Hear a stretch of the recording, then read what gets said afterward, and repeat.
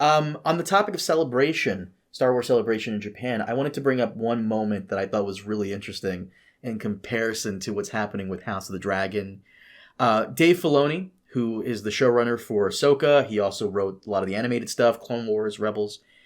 Dave Filoni is talking about his admiration and love and respect for George Lucas, and at one point he gets so emotional about it. It's really so telling how this guy here is the heir to the Empire, heir to George Lucas's thing, and then you look over what's happened with House of the Dragon, and you have like the very opposite with Ryan Condal pretty much calling George R. R. Martin, the guy who made this whole thing, unreasonable in his whole thing. And it also reminded me of another thing. So a couple years ago, head writer Sarah Hess said how she never watched Game of Thrones. She only read the books. Now, you could argue that, some people, I'm sure, would argue that after season 2, they're probably wondering, did Sarah really read the books? Which, okay. That's fair. And I hesitate to even get into this because I don't want the Ice and Fire fandom becoming like the Star Wars fandom, where a sizable portion of the Star Wars fandom always bitching about Kathleen Kennedy. Because I like to think that Ice and Fire fans, at least, the older ones, not the 21-year-old Tumblr role players, have a bit of more nuance to them. Because on one hand, Sarah Hess, she's done stuff I disagree with, but also stuff I really like. Season 2, Episode 2, phenomenal episode. But she also wrote Season 2, Episode 8, which I thought was one of the worst episodes in the entire franchise. Yeah. So, but Sarah Hess said, she read the books a long time ago, but she didn't watch Game of Thrones. And I'm gonna try to connect this with Tony Gilroy. I don't really think that Tony Gilroy is a Star Wars fan. I'm sure he enjoys the movies like we all do, sure. But I don't think like he cares about the difference between an X-Wing and a Z-Wing. I don't really think he cares about the difference between this blaster and this rifle. Like, he's not technical like that. I'm sure he has people there to assist him with, this technical stuff, like the difference between this and this. But I don't think he's really a Star Wars fan. I think he's a writer who was hired for a job, and he wrote the best possible script he could write and then sprinkled Star Wars stuff in there. My question to you is, do we really need someone to be in love with the source material, or at least know every bit of detail about the source material to make a good show? No. Look. I mean, good writing is good writing. Andor happens to be very accurate on things with regards to timeline and everything, but I'm sure they also have a team of like people being super anal about it.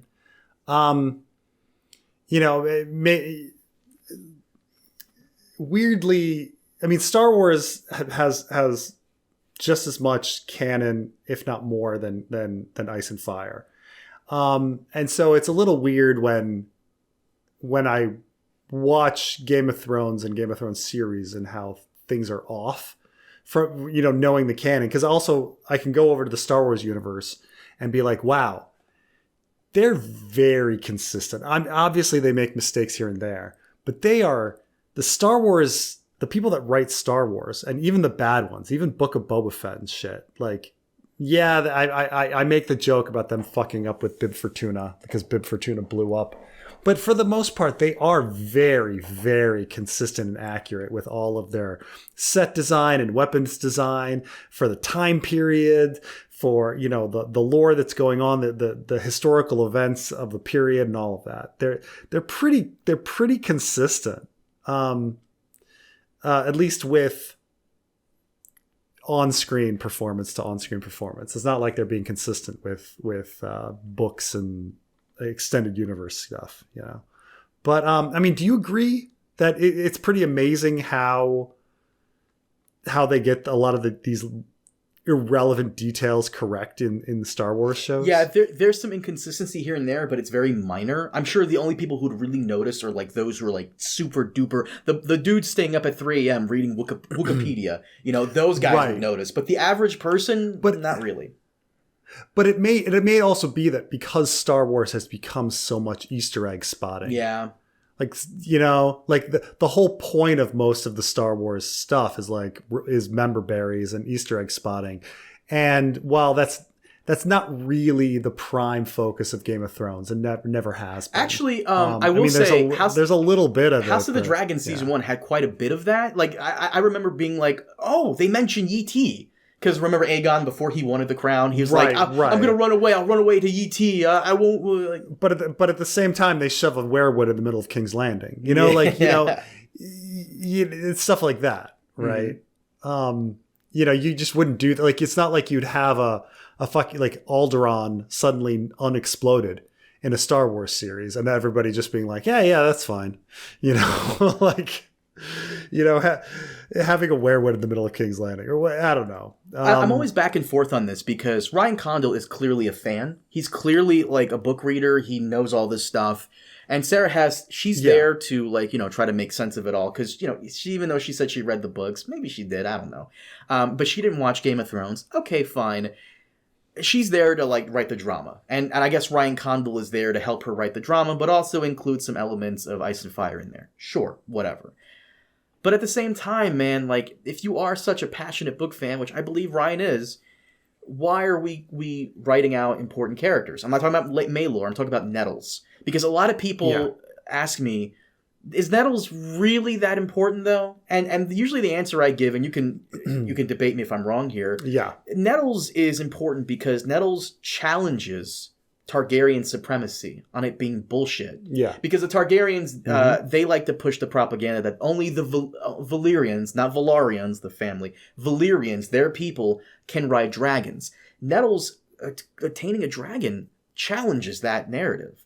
And that's very important in the story. Very important thematically in the story. So, and they left her out because... I mean, I think about getting back to Tony Gilroy and whether you know, him being a Star Wars fan, I think him not being a Star Wars fan helped. Yeah. Because had he been a Star Wars fan, he would have never attempted to make a show like Andor. When you look at, say, Ryan Condal with House of the Dragon, you can tell he's trying to make something that in an atmospheric sense seems like the original Game of Thrones, right? How it's filmed, the grittiness of the setting, the tone, how much violence there is, how much humor there is. All of that stuff is very consistent to Game of Thrones. Well, Andor is a completely, utterly different fucking show to Ahsoka or Skeleton Crew or, you know, or the original series. You know, it obviously there's similarities to Rogue One, but like it's filmed completely differently in directing sense, in writing sense, in lighting, in acting, in story, in themes. Everything is different. Everything is fucking different. And had he been a fan of Star Wars, he would have been trying to mimic something. You know, just like how when we do the fanfic, we try to mimic George's style. Ryan Condal is trying to mimic D&D's style. And that's fair. Yeah, I agree. Meanwhile, Tony Gilroy is mimicking no one. Or if he's mimicking something, it's not Star Wars. You know. I've been saying this since season 1. This is a show that was not written with Star Wars in mind, but they sprinkled in after the fact. Because I'm reminded of people keep saying, like, we should get people to do this who are fans of the source material. Maybe not. Maybe not.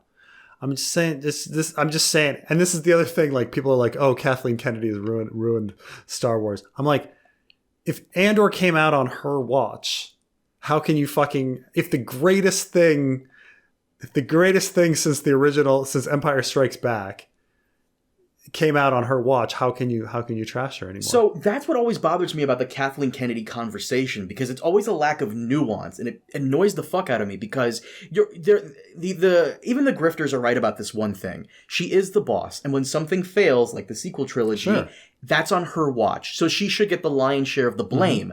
But she never gets the lion's share of the praise for greenlighting a show like Andor. Right.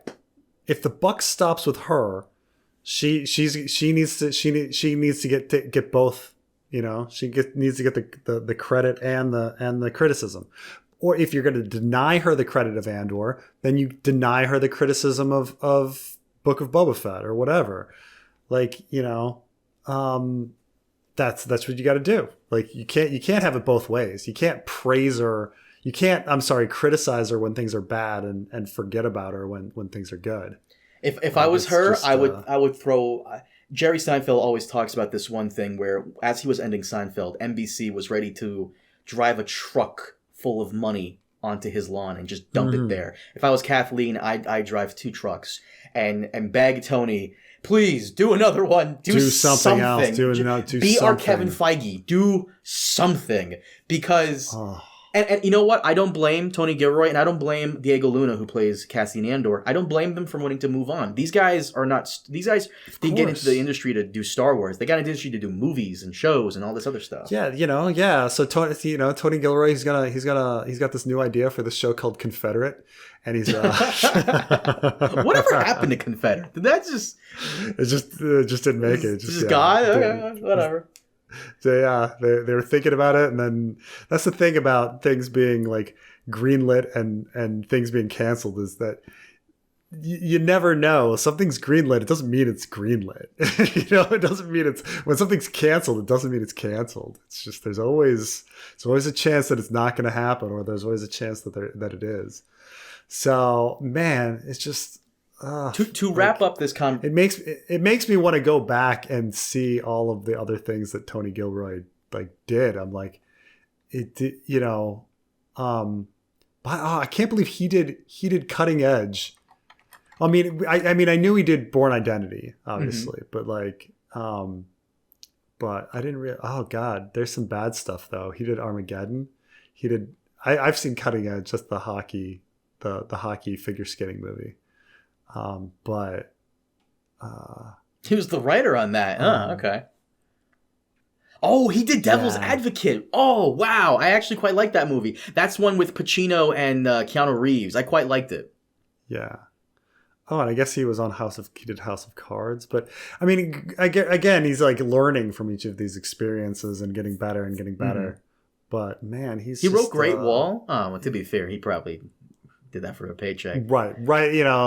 Do we want him as like, is he maybe just a really great director and showrunner? That's fair. But he only wrote Rogue One. He didn't even direct Rogue One. To wrap this conversation up, because I want to call back to something George R. R. Martin himself said about how showrunners, in his adaptation Tango blog post, sometimes showrunners come in and try to make it their own, and in the process make it worse. I think Tony Gilroy came in here, made it his own, and at the end of the day, do you think? I mean, you know who else is an executive producer? Diego Luna. So the actor had. I mean, you have the problem with being an executive producer is it tells you nothing about how much influence they have. Sometimes executive producers have very heavy influence, and sometimes they're just there to get money. So they put money in and they get money out. So it's we have no idea how much influence Diego Luna had. I mean, obviously his incredible acting, but we have no idea. True, but to wrap it up, based off what George said, I think because I'm reminded of how much I dislike Witcher on Netflix, and what George talks about is exactly what they did on Witcher. Is they try to make it their own, and it just sucks. However, I would argue that Tony is also making this his own, and it's good. So I guess at the end of the day, the gold standard rule remains. It's good when it's good, and it's bad when it's bad. Bad when it's bad, and all these other rules. Maybe there are no rules. Maybe there are no rules, and it's just if it's good, it's good, and you can do whatever the fuck you want as long as it's it's good. And we're gonna forgive you. As long as it's fucking good. As long as you get results. And this is fucking good.